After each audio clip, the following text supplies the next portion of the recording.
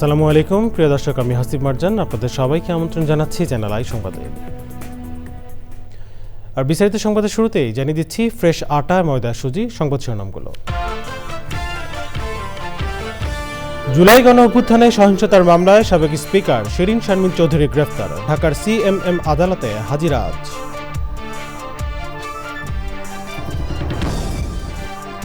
দেশে জ্বালানি তেলের ঘাটতি নেই, সংসদ অধিবেশনে বললেন মন্ত্রী। হাওর জলাভূমি সুরক্ষা উন্নয়ন সহ কয়েকটি বিল পাস।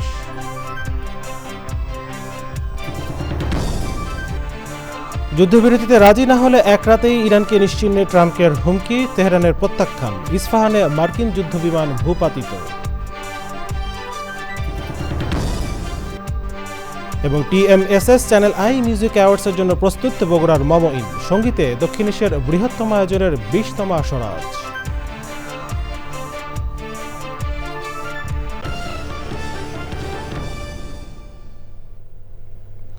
সংবাদ শিরোনামগুলো জানাচ্ছিলাম। এখনকার সংবাদ আয়োজন একই সঙ্গে চ্যানেলের ইউটিউব চ্যানেলে এবং চ্যানেলের ওটিটি প্ল্যাটফর্ম স্ক্রিনে লাইভ স্ট্রিম হচ্ছে। চলে আসছি বিস্তারিত সংবাদে। জাতীয় সংসদের সাবেক স্পিকার ডক্টর শিরিন শারমিন চৌধুরীকে জুলাই গণ অভ্যুত্থানের সময় সংঘর্ষ সহিংসতার অভিযোগে রাজধানীর লালবাগ থানায় দায়ের করা মামলায় গ্রেফতার দেখানো হয়েছে। ভোরে তাকে ধানমন্ডির বাসা থেকে গ্রেপ্তার করে ঢাকা মহানগর গোয়েন্দা পুলিশ। তাকে আজ ঢাকার সিএমএম আদালতে হাজির করার কথা রয়েছে।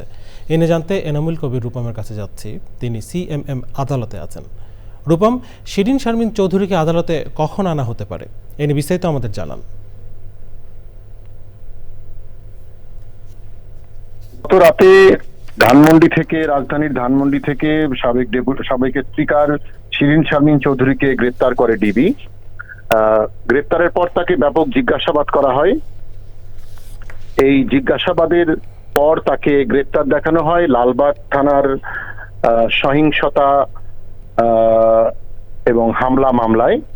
ওই মামলায় 3 নম্বর আসামি সাবেক স্পিকার শিরিন শারমিন চৌধুরী। তাকে কিছুক্ষণের মধ্যেই ডিবি অফিস থেকে ঢাকার সিএমএম আদালতে আনার কথা। তবে আনার পরে তাকে আদালতে হাজির করা হবে কিনা সেটি এখনো নিশ্চিত নয়। গোয়েন্দা কর্মকর্তারা জানিয়েছেন যে তারা জিজ্ঞাসাবাদ শেষে তাকে ঢাকার সিএমএম আদালতে হাজির করে আদালতের কাছে আবেদন জানাবেন। আসিফ, ধন্যবাদ রূপম। ঢাকার সিএমএম আদালত থেকে জানাচ্ছিলেন এনামুল কবির রূপম। বিদ্যুৎ, জ্বালানি ও খনিজ সম্পদ মন্ত্রী ইকবাল হাসান মাহমুদ সংসদে বলেছেন, দেশে জ্বালানি তেলের কোনো ঘাটতি নেই। প্রশ্নোত্তর পর্বে জ্বালানি তেলের বর্তমান মজুদ নিয়ে কথা বলেন তিনি। বেশ কয়েকটি বিল পাশ হয়েছে সকালের অধিবেশনে। এসব নিয়ে জানতে যাচ্ছি চকর মালিতার কাছে, তিনি জাতীয় সংসদ ভবনে আছেন। চকর, সংসদে আজকের অধিবেশনে কি কি বিষয়ে আলোচনা হয়েছে আমাদের জানান।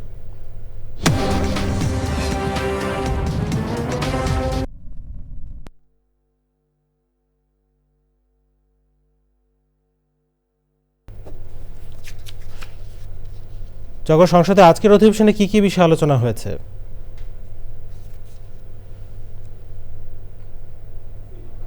সংসদের আজকের অধিবেশনটা খুবই গুরুত্বপূর্ণ। সেটা হচ্ছে যে অন্যান্য দিন সংসদ অধিবেশন শুরু হয় বিকেল 3:30টায়। আজকের সংসদ অধিবেশন শুরু হয়েছে সকাল 10:30টায়। সকাল 10:30টায় সংসদ অধিবেশন শুরু হওয়ার পরে 71 বিধিতে সরকার দলীয় এক সংসদ সদস্যের প্রশ্নের জবাবে বিদ্যুৎ, জ্বালানি ও খনিজ সম্পদ মন্ত্রী সংসদকে জানিয়েছেন যে দেশে জ্বালানি তেলের কোনো ঘাটতি নেই এবং তিনি বলেছেন দেশে এখন পর্যন্ত 1,65,600 মেট্রিক টন ডিজেলের মজুত আছে এবং এই মাস নাগাদ এপ্রিলের 30 তারিখের মধ্যে আরও 1,28,000 মেট্রিক টন ডিজেল এসে পৌঁছাবে। সম্পূরক প্রশ্নের জবাবে জ্বালানি মন্ত্রী বলেছেন দেশে আপাতত জ্বালানি তেল বাড়ানোর চিন্তাভাবনা নাই, তবে জ্বালানি তেলের দাম বাড়ানোর জন্য সরকারের যে একটি নীতিমালা আছে সেই নীতিমালা অনুযায়ী আন্তর্জাতিক বাজারের সাথে সমন্বয় করে প্রতি মাসে জ্বালানি তেলের দাম বাড়ানো বা কমানো হয়। সেই অনুযায়ী যদি আগামী মাসে মনে করা হয় যে জ্বালানি তেলের দাম বাড়ানো দরকার, তাহলে ক্যাবিনেটে অন্যান্য মন্ত্রীদের সাথে আলোচনা সাপেক্ষে সরকার জ্বালানি তেল বাড়ানোর ব্যাপারে সিদ্ধান্ত নিতে পারে। তবে এই মুহূর্তে এখনও সরকার সিদ্ধান্ত নেয়নি যে সরকার জ্বালানি তেলের দাম বাড়াবে। সংসদ অধিবেশন এভাবে চলতে থাকলে সংসদে বিরোধী দলীয় সংসদ সদস্য রফিকুল ইসলাম খান ফেসবুকে সরকারের সমালোচনা করে এক ভোলার এক নারীর স্ট্যাটাস দেওয়াকে কেন্দ্র করে তাকে গ্রেপ্তারের সমালোচনা করেন এবং তিনি অবিলম্বে আজকে দিনের মধ্যেই ওই নারীর মুক্তি দাবি করেন। পয়েন্ট অফ অর্ডারে তিনি এটি বলেছিলেন। স্পিকার অবশ্য তার বক্তব্যটি পয়েন্ট অফ অর্ডারে গ্রহণ না করে বিষয়টি তিনি বিবেচনা করবেন বা বিষয়টি উদ্যোগ কিভাবে সমাধান করা যায় স্পিকার নিজেই সে ব্যাপারে উদ্যোগ গ্রহণ করবে বলে সংসদকে জানান। আজকে সংসদে হাওর এবং জলাভূমি সংরক্ষণ বিল সহ বেশ কয়েকটি বিল উত্থাপিত হয়েছে এবং বেশ কয়েকটি বিল সাথে সাথে পাসও হয়েছে। সংসদে আরেকটি গুরুত্বপূর্ণ বিষয় হচ্ছে সংসদে রাষ্ট্রপতির ভাষণের উপর আলোচনায় সরকার দলীয় সংসদ সদস্য বগুড়া থেকে নির্বাচিত সরকার দলীয় সংসদ সদস্য এবং স্থানীয় সরকার পল্লী উন্নয়ন ও সমবায় মন্ত্রী মীর শাহে আলম প্রায় 12 মিনিট বক্তৃতা করেন। সেখানে তিনি রাষ্ট্রপতির ভাষণের উপরে ধন্যবাদ জ্ঞাপন করতে যে মুক্তিযুদ্ধে যে বিএনপির যে ভূমিকা অবদান এবং স্বাধীনতার ঘোষণা জিয়াউর রহমান শহীদ রাষ্ট্রপতি জিয়াউর রহমান এগুলো নিয়ে কথা বলেন। পাশাপাশি মুক্তিযুদ্ধে বিরোধী দলের ভূমিকারও তিনি সমালোচনা করেন। মীর শাহ আলমের এই সময় বক্তব্য দেওয়ার সময় সংসদে একটু উত্তেজনা ছড়িয়ে পড়ে। সংসদ বিকেল 3:30 পর্যন্ত মুলতবি ঘোষণা করেছেন স্পিকার। আবার বিকেল 3:30টার সময় সংসদ অধিবেশন বসবে। মারজান। চকর, আপনাকে ধন্যবাদ। জাতীয় সংসদ ভবন থেকে সরাসরি জানাচ্ছিলেন চকর মালিতা।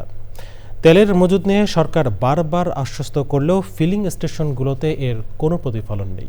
ডিপো থেকে সময় মতো পর্যাপ্ত তেল না পাওয়ার অভিযোগ করছেন পাম্প কর্তৃপক্ষ। গাড়ি চালকরা বলছেন তেল সংগ্রহ করতে গিয়ে তাদের অতিরিক্ত ডিউটি করতে হচ্ছে। মাসুদ শাকিলের রিপোর্ট।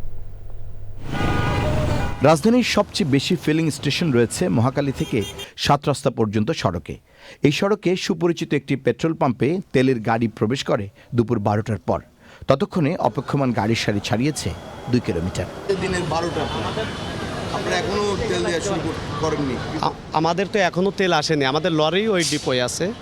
আমাদের ডিজেলের গাড়ি অলরেডি চলে আসছে। ডিজেল অকটেন দুটাই একসঙ্গে পাঠিয়েছি। তার ডিজেলটা আমাদের আগে দিছে, আমরা আগে নিয়ে চলে আসছি। অকটেনের গাড়িটা অন দা ওয়ে। জ্বালানির সংকট শুরু হওয়ার পর থেকে বিপাকে গাড়ি চালকরা। বলতে পারি না তেল যে কখন পাবো, এটা নিয়ে টেনশন। খালি ঘুরতেছি, কালকেও ঘুরছি, পাই নাই। তেল নিতে নিতে আবার সকাল 6টা বাজে ডিউটির সময় হয়ে যায়। 6টা 5-এ থাকলে হবে না, 6টায় থাকতে হসপিটাল ডিউটি যেহেতু মানে টাইম মেনটেনের ব্যাপার স্যাপার থাকে। এইভাবে এই ফুল টাইম ডিউটি হয়ে যাচ্ছে। মানে ডিউটি শেষ করে তেল তুলে আবার তেল তোলা শেষ হলে আবার ডিউটির সময় হয়ে গেছে, তা হয়তো বা ডিউটির সময় লেটও হয়ে গেছে। ভোর থেকে অপেক্ষা করেও কখনো কখনো তেল না পাওয়ার আক্ষেপ গাড়ি চালকদের। রাতে 12:30টার দিকে আসছি, আইসা মানে নিতে পারি না, চলে গেছি।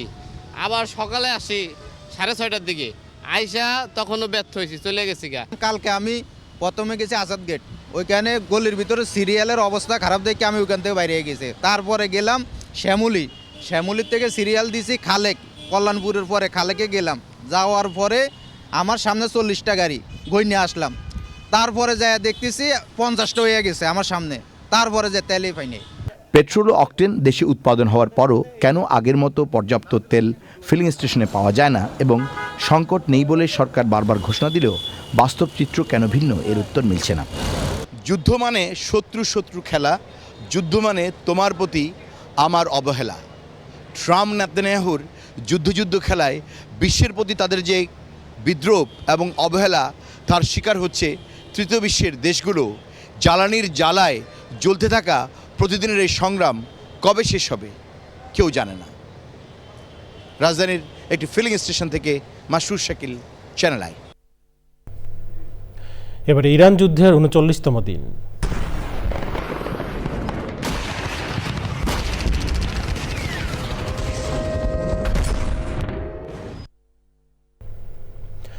মার্কিন প্রেসিডেন্ট ডোনাল্ড ট্রাম্প বলেছেন ইরানকে এক রাতেই নিশ্চিহ্ন করা সম্ভব আর মঙ্গলবারই হতে পারে সেই রাত। যুক্তরাষ্ট্রে দেওয়া যুদ্ধবিরতির প্রস্তাব প্রত্যাখ্যান করে ইরান পাল্টা হুঁশিয়ারি দিয়েছে। দক্ষিণ ইস্পাহানে একটি মার্কিন C-130 যুদ্ধবিমান ভূপাতিত করার ভিডিও চিত্র প্রকাশ করেছে ইরান পুলিশ। হরমুজ প্রণালীতে বাণিজ্যিক জাহাজ চলাচলের সুরক্ষায় একটি প্রস্তাবের ওপর জাতিসংঘ নিরাপত্তা পরিষদে আজ ভোট হওয়ার কথা রয়েছে। রিপোর্ট করছেন সুইতা মাহমুদ। ইরান যুদ্ধে ক্ষেপণাস্ত্র, ড্রোন আর বোমা হামলার পাশাপাশি শুরু থেকে চলছে বাকযুদ্ধ। এবার এক রাতেই ইরানকে গুঁড়িয়ে দেওয়ার হুমকি। হোয়াইট হাউসে সংবাদ সম্মেলনে যুদ্ধবিরতি চুক্তি ও হরমুজ খুলে দিতে ইরানকে 4 ঘন্টার সময় বেঁধে দিয়ে মার্কিন প্রেসিডেন্ট ডোনাল্ড ট্রাম্প বলেছেন, ইরানের বড় বড় সেতু আর বিদ্যুৎ কেন্দ্র ধ্বংস করা হবে। এমনকি বেসামরিক স্থাপনাতেও হামলার হুমকি দেন Trump. But we are dealing with them. I think it's going well. Mr. Witkoff is here, and JD is involved in the dealing. Mr. Witkoff is sitting right here, and I think it's going fine, but we'll have to see. You have to understand, we've been dealing with these people for 47 years. যুক্তরাষ্ট্রের দেওয়া যুদ্ধবিরতির প্রস্তাব প্রত্যাখ্যান করে Iran পাল্টা শর্ত দিয়েছে। তা হলো স্থায়ীভাবে যুদ্ধ বন্ধ। ইরানের ইসলামী বিপ্লবী গার্ড কোর IRGC বলেছে, ট্রাম্পের বক্তব্যই ইঙ্গিত দেয় যুদ্ধ ব্যবস্থাপনায় নিয়ন্ত্রণ হারিয়েছেন তিনি। যুক্তরাষ্ট্রের সম্ভাব্য হামলা ঠেকাতে সারা দেশে বিদ্যুৎ কেন্দ্রের সামনে জনগণকে মানববন্ধন করার আহ্বান জানিয়েছে ইরান সরকার। এদিকে দক্ষিণ ইস্পাহানে যুক্তরাষ্ট্রের C-130 যুদ্ধবিমান ভূপাতিত করার ভিডিও চিত্র প্রকাশ করেছে ইরানি পুলিশ। সেই ভিডিও সম্প্রচার করে ইরানের তাসনিম নিউজ এজেন্সি বলেছে, শত্রুর হুমকি মোকাবেলায় IRGCর পাশাপাশি পুলিশের বিশেষ বাহিনীও প্রস্তুত। মধ্যপ্রাচ্যের বিভিন্ন দেশে মার্কিন স্থাপনায় হামলা অব্যাহত রেখেছে ইরান। সৌদি আরবের পূর্বাঞ্চলে ইরানের ছোড়া 7টি ব্যালিস্টিক ক্ষেপণাস্ত্র ভূপাতিত করেছে সৌদি সামরিক বাহিনী। লেবাননের সশস্ত্র গোষ্ঠী হিজবুল্লাহর দাবি, লেবানন ও ইসরায়েলের উত্তরাঞ্চলীয় শহরগুলোতে ইসরায়েলি সেনা এবং ট্যাঙ্ক লক্ষ্য করে হামলা চালিয়েছে তারা। এদিকে হরমুজ প্রণালী নিয়ে ইরানের সঙ্গে বৈঠক করেছে ওমান। দেশটির রাষ্ট্রীয় সংবাদ সংস্থা সামাজিক যোগাযোগ মাধ্যম এক্সে জানিয়েছে, হরমুজ প্রণালী খোলার বিষয়ে সম্ভাব্য বিকল্প ব্যবস্থা নিয়ে আলোচনা করেছেন দুদেশের পররাষ্ট্র মন্ত্রণালয়ের কর্মকর্তারা। Sudipta Mahmud, channel I. এবার অন্যান্য সংবাদ। প্রতি বছরই কোনো না কোনো সংক্রামক রোগে বিপর্যয়ের মুখে পড়ে উপকূলীয় জেলা বরগুনা। কখনো ডেঙ্গু, কখনো হাম। এবছর হামে মোট মৃত্যুর 18% এই জেলায়। জনমনে বাড়ছে উদ্বেগ, প্রশ্ন উঠছে চিকিৎসা ব্যবস্থা ও স্বাস্থ্যসেবা নিয়ে। বরগুনা থেকে রাসেল মাহমুদের পাঠানো তথ্য ভিডিওচিত্রে রিপোর্ট করছেন রাজীব আহমেদ। বিগত বছরে বরগুনায় ডেঙ্গুতে আক্রান্ত হন 7,137 জন, যা ছিল দেশের মোট আক্রান্তের প্রায় 1/3। প্রাণ হারান 51 জন। চলতি বছর নতুন আতঙ্ক হাম।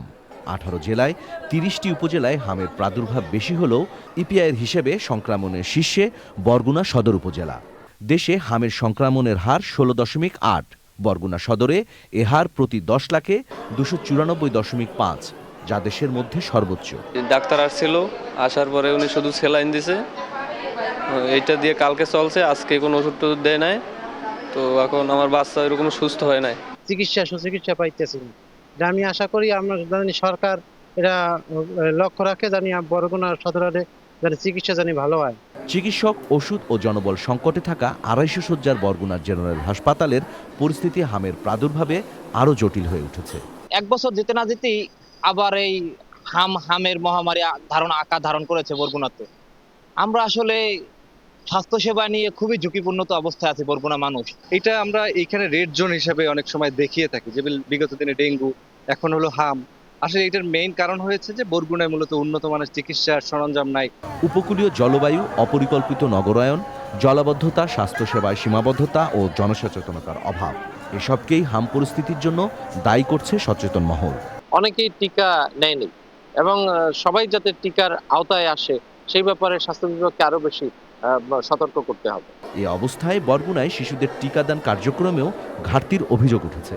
সকলেই দায়িত্বহীন এবং এই দায়িত্বহীনতার কারণেই আজকের করোনা বলেন, ডেঙ্গু বলেন, হাম বলেন, প্রত্যেকটার মহামারী আকার ধারণ করছে এবং প্রত্যেকটার হট স্পট হচ্ছি আমরা, এবং এ কারণে আমাদের প্রচুর মানুষ আসলে অকালে মারা যাচ্ছে। স্বাস্থ্যসেবা সংশ্লিষ্টরাও বলছেন, রোগ প্রতিরোধ ও টিকাদান কার্যক্রমে ঘাটতির কারণে বরগুনায় প্রতি বছর রোগের প্রকোপ বাড়ছে। একটা পোর্শন হয়তো আমরা ভ্যাকসিনেশনটা পুরোটা নেয় না, আর আমাদের রোগ প্রতিরোধ ক্ষমতা যখন কম থাকে তখন অনেক রোগী আমাদের আক্রমণ করে। এক্সাক্ট কারণ না বললে আমরা এটা ধারণা করতেছি। আমরা জরুরি টিকাদান কার্যক্রম করছি এবং প্রতিদিনই গতকালকে এবং আজকে আমরা অভূতপূর্ব সাড়া পাচ্ছি এবং প্রত্যেকদিনই আমরা 6 মাস থেকে 7 মাস বয়স নিচের বাচ্চাদের আমরা এই আওয়ামী টিকার আওতায় নিয়ে এসেছি। বরগুনায় স্বাস্থ্য ঝুঁকি মোকাবেলায় জনস্বাস্থ্য সেবা ব্যবস্থা টেকসই করার দাবি জানাচ্ছে উপকূলবাসী। Rajib Ahmed, channel I. Public পরীক্ষায় প্রশ্ন ফাঁস ও নকল প্রতিরোধে কঠোর বিধান আনতে যাচ্ছে সরকার। একই সঙ্গে পাবলিক পরীক্ষা আইনের আওতায় আনা হচ্ছে নিয়োগসহ সব ধরনের অংশগ্রহণমূলক পরীক্ষা। শিক্ষামন্ত্রী জানিয়েছেন, খাতা মূল্যায়নে গাফিলতি হলে আগে শিক্ষক বা পরীক্ষকদের বিরুদ্ধে ব্যবস্থা নেওয়ার সুযোগ না থাকলেও নতুন আইনে তা রাখা হচ্ছে। বিস্তারিত জানাচ্ছেন মোস্তফা মল্লিক। রোববার ময়মনসিংহ শিক্ষা বোর্ড এবং এ অঞ্চলের কেন্দ্র সচিবদের সঙ্গে এসএসসি ও সমমানের পরীক্ষা উপলক্ষে বিশেষ মতবিনিময় সভা। শিক্ষামন্ত্রী জানান, পরীক্ষা নিয়ে কোনো ধরনের অনিয়ম সহ্য করবে না সরকার। পাবলিক পরীক্ষায় প্রশ্ন ফাঁস, নকল সরবরাহ সহ নানা অনিয়ম প্রতিরোধে 1980 সালের পরীক্ষা আইন সংশোধনের উদ্যোগ নেওয়া হয়েছে।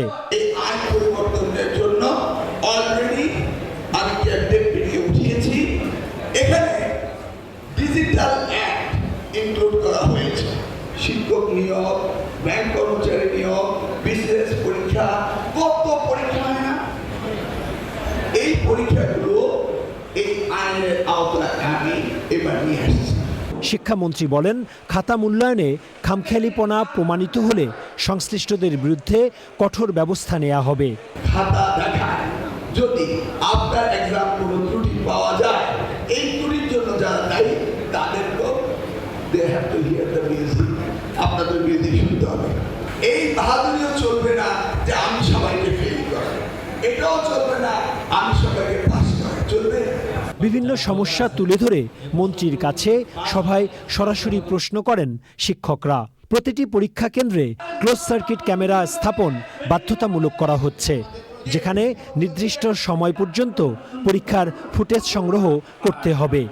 ক্যামেরা স্থাপনে আর্থিক সক্ষমতা নেই এমন কেন্দ্রগুলোকে কেন্দ্র প্রতি সর্বোচ্চ 50,000 টাকা বরাদ্দের নির্দেশ দিয়েছেন শিক্ষামন্ত্রী।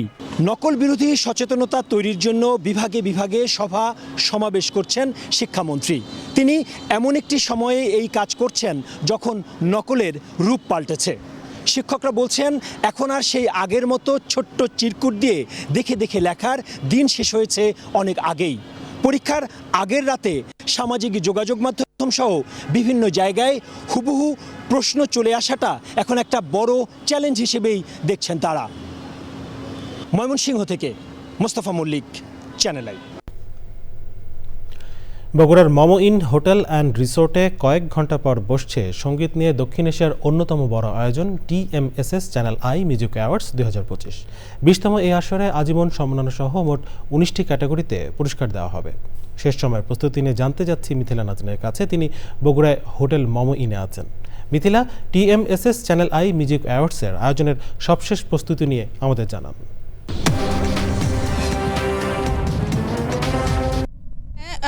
হাসিব যেমনটি বলছিলেন যে momo in hotel and resort এটি কিন্তু এক ধরনের মিলন মেলায় পরিণত হয়েছে। শিল্পী এবং বিনোদন জগৎ, তারকা জগতের যারা আছেন তারা কিন্তু প্রত্যেকেই এই অ্যাওয়ার্ড অনুষ্ঠানে অংশ নেওয়ার জন্যে গতকালই পৌঁছে গিয়েছেন এবং এর বাইরে যারা আরও দু একজন আছেন যারা আজকে সকালের মধ্যেই পৌঁছে গিয়েছেন এবং এই চ্যানেল আই মিউজিক অ্যাওয়ার্ডের এখানে যে অনুষ্ঠানটি হতে যাচ্ছে আজ সন্ধ্যা 7টা থেকে সেখানে যেমন এই মঞ্চ আপনারা দেখতে পাচ্ছেন, মঞ্চ যেমন প্রস্তুত তেমনি এখানে যে আসন বিন্যাস করা হয়েছে সেটিও কিন্তু সব কিছু মিলিয়ে প্রস্তুত। এবং এখানে মিউজিক অ্যাওয়ার্ডে যারা অংশ নেবেন সেই শিল্পীরা তাদের গতকাল রাতে রিহার্সেল হয়ে গিয়েছে এবং এই মিউজিক অ্যাওয়ার্ড অনুষ্ঠানে রুনা লায়লা, সাবিনা ইয়াসমিন, রফিকুল আলম তাদের মতো শিল্পীরা, বরেণ্য শিল্পীরা যেমন অংশ নেবেন তেমনি কিন্তু এখানে উপস্থিত থাকবেন এ প্রজন্মের যারা জনপ্রিয় শিল্পী আছেন,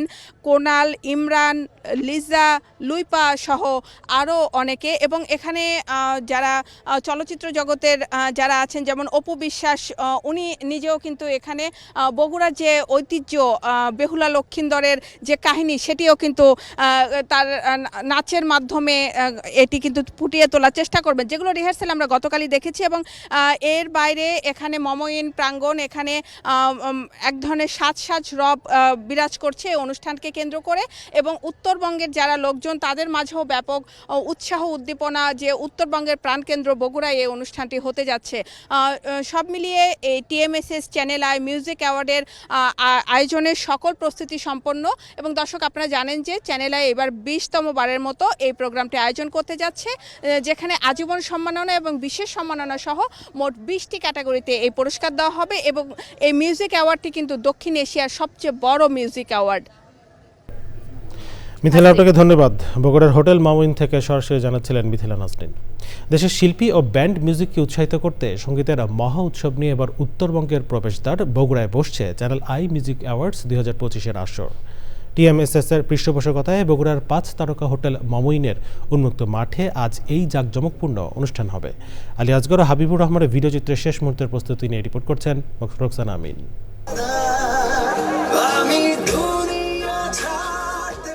সঙ্গীতের উৎকর্ষ সাধন ও শিল্পীদের কাজের স্বীকৃতি দিতে 2 দশক ধরে আয়োজিত হয়ে আসছে চ্যানেল আই মিউজিক অ্যাওয়ার্ডস।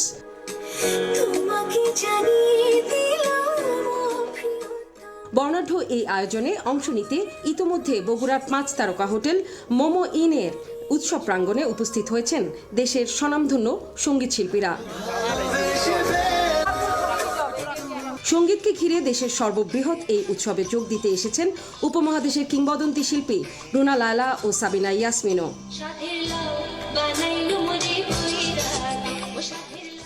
মনে করি আমি চ্যানেলের পরিবারের একজন অংশ, আর সব অনুষ্ঠানেই ওনারা আমাকে ডাকেন, সব অনুষ্ঠানেই আমি আসি, ভালো লাগে। আজকে আরও ভালো লাগছে, সবার সাথে আবার দেখাও হয়। আশা করছি যে সবাই পছন্দ করবেন অনুষ্ঠানটা। যথারীতি মানে সবসময় অনুষ্ঠান চ্যানেলে একটা ভালোই হয়, সুন্দর হয়, গোছানো হয়। সন্ধ্যা থেকে মহড়ায় অংশ নেন শিল্পীরা।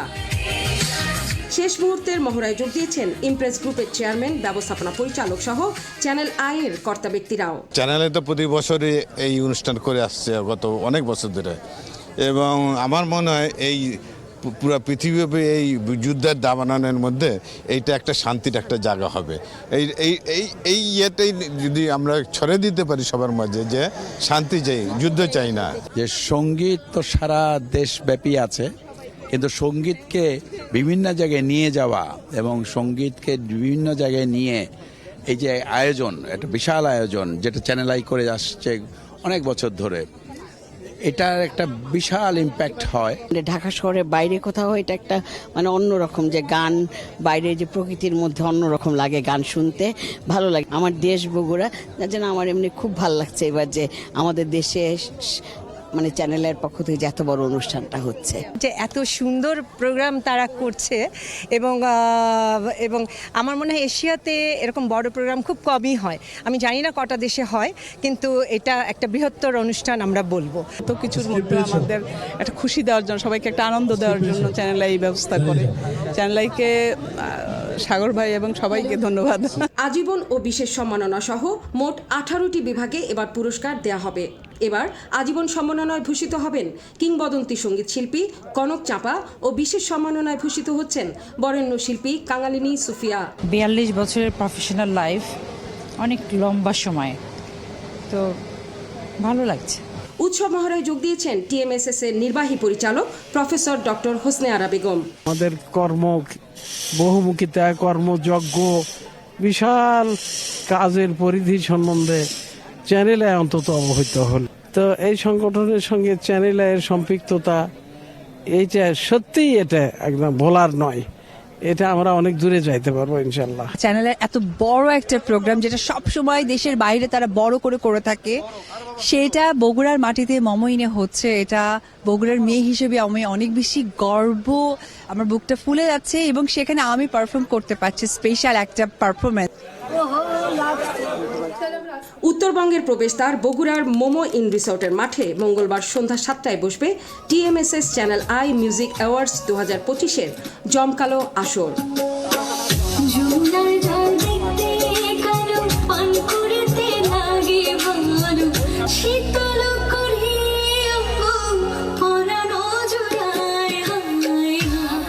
Rukhsana Amin, channel I, Bogura. মানুষ হিসেবে এখন পর্যন্ত পৃথিবী থেকে সবচেয়ে দূরবর্তী জায়গায় ভ্রমণের নতুন রেকর্ড গড়েছেন মার্কিন আর্টিমিস 2 এর নভোচারীরা। চাঁদ প্রদক্ষিণের পর সূর্যগ্রহণও দেখেছেন মহাকাশ অভিযাত্রীরা। চাঁদের পেছনে থাকার সময় নভোচারীরা নাসার সঙ্গে 40 মিনিটের জন্য সংযোগ হারিয়ে ফেলেন। সোমবার রাতে তারা চন্দ্রযানটিকে বাড়ির দিকে ফেরান। বিস্তারিত জানাচ্ছেন আমিনা রহমান সুপ্তি। রেকর্ড দূরত্ব, আলোর তীব্রতা এবং বিশেষ কক্ষপথের কারণে আর্টিমিস 2 এর মহাকাশচারীরা এমন সব দৃশ্য দেখেছেন যা কোনো মানুষ আগে কখনো দেখেনি। নাসা জানিয়েছে, চাঁদের এমন দুর্লভ অংশ দেখার পাশাপাশি পৃথিবীরও চমৎকার কিছু দৃশ্য ধারণ করেছেন নভোচারীরা। আর্টিমিস 2 অভিযানের 4 জন নভোচারী সোমবার যখন চাঁদের পিছন থেকে সবচেয়ে দূরবর্তী জায়গায় পৌঁছান, তখন পৃথিবী থেকে তাদের দূরত্ব ছিল প্রায় 4,06,788 কিলোমিটার। এর আগে পৃথিবী থেকে এত দূরে কোনো মানুষ ভ্রমণ করেনি। এর মধ্যে দিয়ে নতুন রেকর্ড গড়েছে আর্টিমিস 2 অভিযান। তাদের বহনকারী ওরিয়ন মহাকাশযানটি যখন চাঁদের পেছন দিকে যায়, তখন পৃথিবীর সঙ্গে তাদের যোগাযোগ প্রায় 40 মিনিট বন্ধ থাকে। ওই অংশ ঘুরে আসার পর নিয়ন্ত্রণ কক্ষের সঙ্গে তাদের আবারও যোগাযোগ স্থাপন হয়। মার্কিন মহাকাশ গবেষণা সংস্থা নাসার আর্টিমিস 2 চন্দ্রাভিযানের অংশ হিসেবে সফলভাবে চাঁদের পেছনের অংশ ঘুরে আসা 4 নভোচারীকে অভিনন্দন জানিয়েছেন মার্কিন প্রেসিডেন্ট ডোনাল্ড ট্রাম্প। অরিয়ন মহাকাশযানে অবস্থানকারী ওই নভোচারীদের সঙ্গে ফোনে কথা বলেছেন তিনি।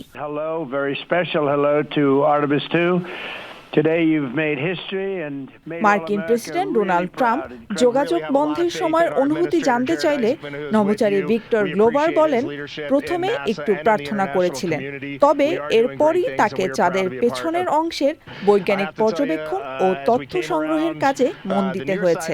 কমান্ডার রিড ওয়াইজম্যান বর্ণনা দেন কিভাবে তারা সূর্যগ্রহণ পর্যবেক্ষণ করেছেন। 4 জন মহাকাশচারী এখন পৃথিবীর দিকে ফিরে আসছেন এবং শনিবার বাংলাদেশ সময় রাত 5:07 তাদের যুক্তরাষ্ট্রের পশ্চিম উপকূলের অদূরে প্রশান্ত মহাসাগরে অবতরণ করার কথা রয়েছে। Amina Rahman Supti, channel I. এবারে রয়েছে নিটল টাটা কৃষি সংবাদ।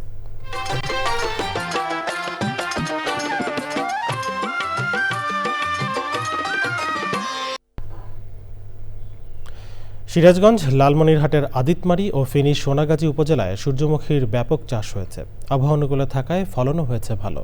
কম খরচে বেশি ফলন পাওয়ায় এসব এলাকার কৃষকদের মাঝে সূর্যমুখী চাষে আগ্রহ দেখা দিয়েছে। সূর্যমুখী চাষ বাড়াতে প্রণোদনা ও পরামর্শ সহ নানা সহায়তা দিচ্ছে কৃষি বিভাগ। এখন দেখবেন প্রকৃতি সংবাদ।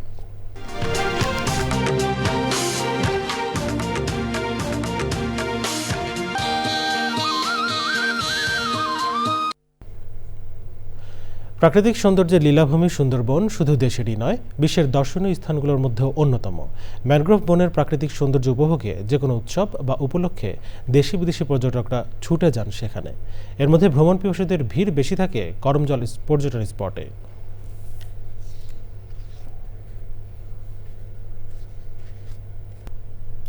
সংবাদ শেষ করবো, তবে যাওয়ার আগে ফ্রেশ আটা, ময়দা, সুজি সংবাদ শিরোনামগুলো জানিয়ে দিচ্ছি আরও একবার। জুলাই গণ অভ্যুত্থানে সহিংসতার মামলায় সাবেক স্পিকার শিরিন শারমিন চৌধুরী গ্রেফতার। ঢাকার CMM আদালতে হাজিরা আজ।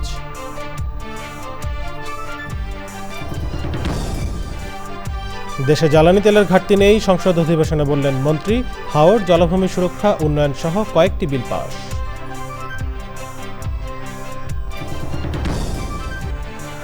যুদ্ধবিরতিতে রাজি না হলে এক রাতেই ইরানকে নিশ্চিহ্নে ট্রাম্পের হুমকি, তেহরানের প্রত্যাখ্যান। ইস্পাহানে মার্কিন যুদ্ধবিমান ভূপাতিত। এবং TMSS চ্যানেল আই মিউজিক অ্যাওয়ার্ডসের জন্য প্রস্তুত বগুড়ার মমইন। সঙ্গীতে দক্ষিণ এশিয়ার বৃহত্তম আয়োজনের 20তম আসর আজ।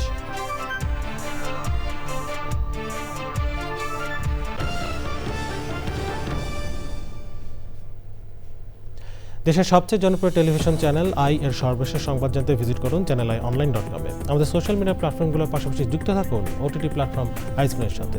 এ ছিল চ্যানেলের সংবাদ এখনকার আয়োজন। এখন সাথে থাকার জন্য ধন্যবাদ সবাইকে।